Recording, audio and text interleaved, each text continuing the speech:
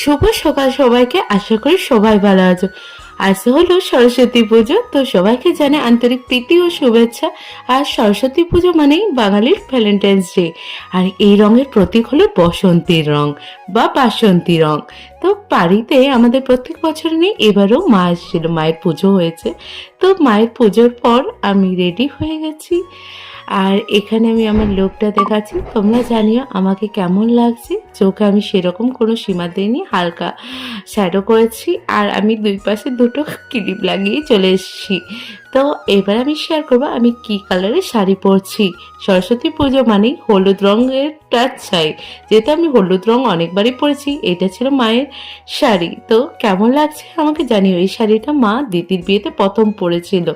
এটা হচ্ছে আমার ফাইনাল লুক। তো এবার বাজে দুপুর দুটো সময়ে আমাদের এই পুজো হয়। তো পুরোহিত মশাই